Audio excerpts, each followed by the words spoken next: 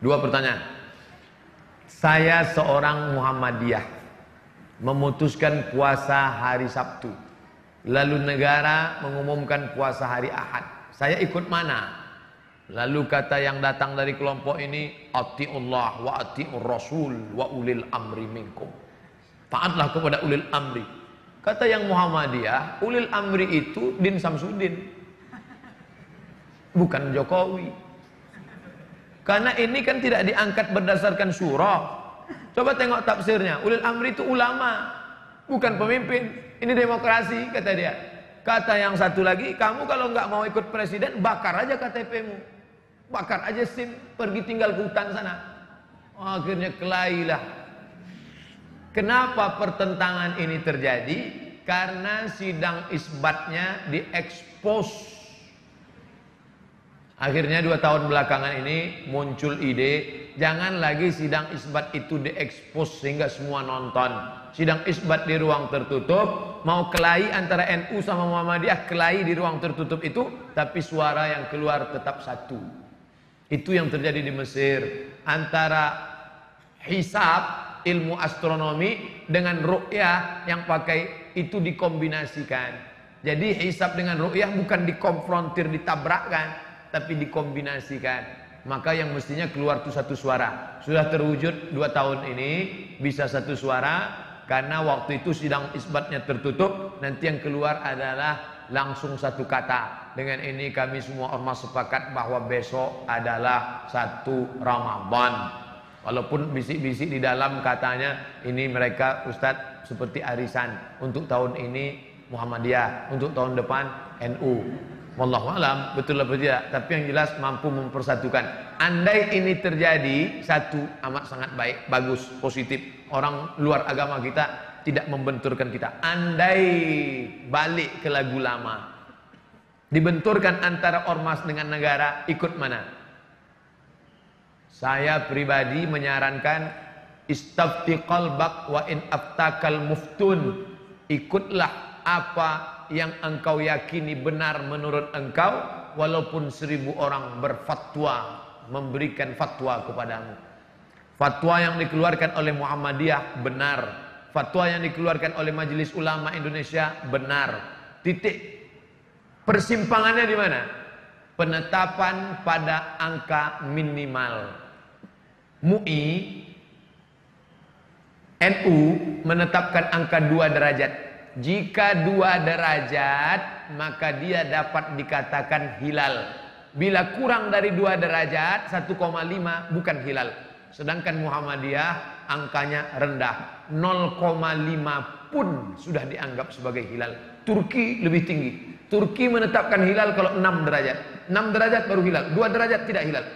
Kesepakatan 6 negara, Brunei Darussalam, Singapura, Indonesia, Malaysia, Patani Thailand Selatan, Moro Filipina, 6 yang muslim ini menyepakati 2 derajat baru disebut hilal.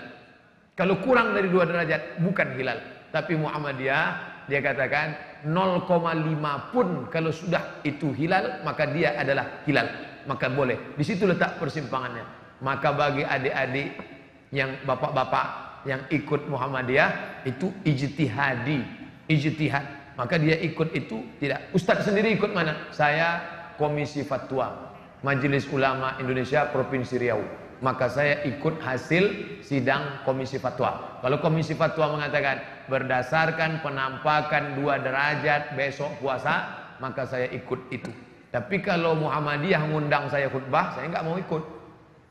Karena kalau saya ikut undangan Muhammadiyah, ikut nanti saya bisa khutbah 2 kali. Hari ini saya khutbah di Muhammadiyah, besok saya khutbah sebagai Komisi Fatwa MUI. Nah, itu perlu juga disampaikan bagi jamaah yang menyampaikan khutbah. Ikuti salah satu, jangan ikut dua-duanya. Selanjutnya tentang masalah apa tadi? Bagaimana spirit Ramadan bisa dibawa keluar Ramadan? Kebanyakan kan semangatnya di Ramadan itu aja. Terlihat dari masjid-masjid yang pakai tenda keluar.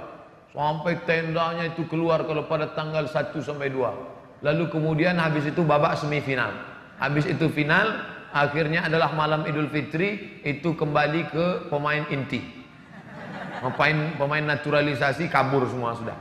Makanya kalau kita pahami, makanya tadi awal kajian kita kalau ingat, coba ingat. Di awal kajian kita tadi adalah judulnya, jangan jadikan agama sebagai seremonial, rutinitas. Rutinitas Ramadan, rutinitas Sya'ban, rutinitas Rajab. Jangan jadikan sebagai rutinitas. Maka pahami maknanya. Syawal artinya, kita lihat penggunaan kata Syawal.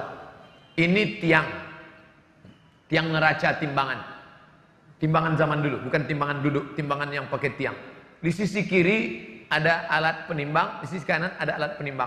Ketika diletakkan barang yang ditimbang, lalu salah satunya naik ke atas, yang satu turun ke bawah. Yang naik itu bahasa Arabnya Syawal.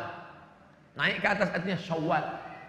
Ekor ayam turun ke bawah, ekor sapi turun ke bawah, ekor kucing turun ke bawah. Tapi ada binatang yang ekornya naik ke atas, itu disebut dengan Syawal.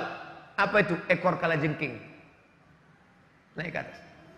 Kemudian ketika onta, musim panas, moncong onta dikerubungi lalat, maka onta menaikkan ekornya ke atas untuk mengusir lalat, maka itu disebut dengan Syawal. Maka makna Syawal adalah peningkatan. Makanya setelah Ramadan disuruh puasa 6 hari.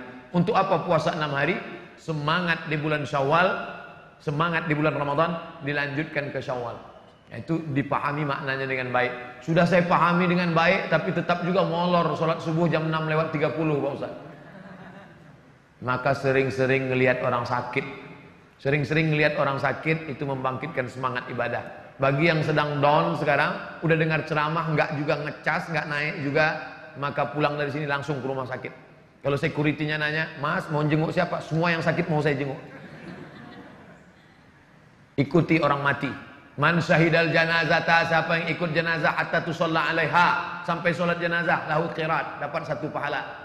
Wa man syahidal janazata, siapa yang menyaksikan jenazah hatta tudfana, sampai dikubur di liang lahat, lahu qiratan, dapat 2 qirat. Sahabat bertanya, "Wa mal qiratan ya Rasulullah?" Apa itu 2 qirat? Apa kata Rasul? Mithlul jabalainil azimaini, seperti 2 bukit Uhud yang besar. Maka apa manfaatnya melihat jenazah terbujur kaku, yang dulu kaya raya, yang dulu profesor, doktor, penguasa, yang dulu hebat, masyhur, ternyata kalau mati yang dibawa hanya amal juga.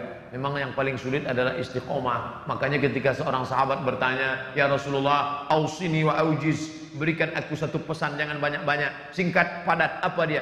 Qul amantu billah tsumma istaqim, istiqomahlah. Makanya orang yang istiqomah itu balasannya luar biasa. Ketika sebelum malaikat maut mencabut nyawanya, maka malaikat sudah turun berbisik ke telinganya, alladzina qalu rabbuna Allah, orang yang mengatakan Tuhanku Allah, tsumma istaqamu, kemudian istiqamah, tatanazzalu alaihimul malaikah, turun malaikat berbisik ke telinganya, alla takhafu, jangan kau takut, wala tahzanu, jangan kau sedih, wa absyiru bil jannati allati kuntum tu'adun, berbahagialah engkau mendapatkan surga yang dijanjikan oleh Tuhanmu, dan yang dapat itu hanya istiqamah. Maka terus berjamaah, alaikum bil jamaah. Ada pengajian, datang.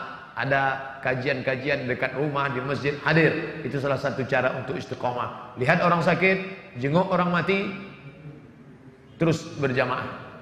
Harus ada memaksakan diri. Kalau kena tidak ada, kamu kenapa enggak kajian? Saya ngalir aja lah seperti air. Ngalir apa? Iya, kalau airnya kalau air comberan, ngalir aja lah. Terserah yang di atas aja lah. Apa di atas? Cicak. Harus ada bergerak, ngerti, paham. Wallahu a'lam bishawab.